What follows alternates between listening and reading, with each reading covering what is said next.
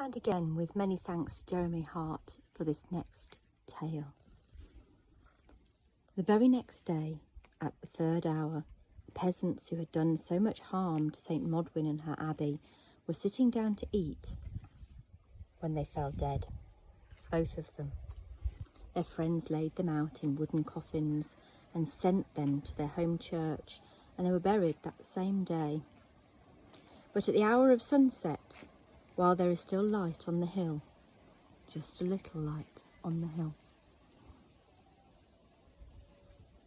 these men walked back to Drakelow, each one carrying the coffin he was buried in.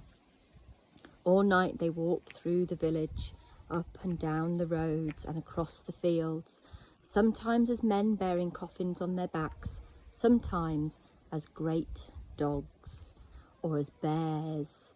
And when they came to a house, they would bang on its wall and shout, "Move on now, come!" Every evening at sunset, these men walked the roads, and the villagers began to die. First one, and then another.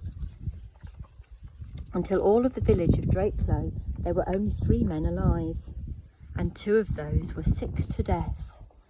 But the 3rd, whose name was Drogo, went to the graves of the 2 dead men and dug them up. He found that the bodies were as they had been on their burial day, only the cloth that covered their faces was stained with blood. He cut off the men's heads and laid them down between their legs. He broke into their chests and pulled out their hearts. After that, he let holy earth lie on them once again. Then, at Dod's Cross, he made a great fire that would burn from morning till night, and onto this fire he threw the 2 hearts. They did not want to burn, but burn they did. And when they cracked open, a great crow flew out. Then when they saw the last smoke rising from the fire, the other men that were sick became well and rose from their beds. They took their goods and all they had, and giving thanks, they went away into another village.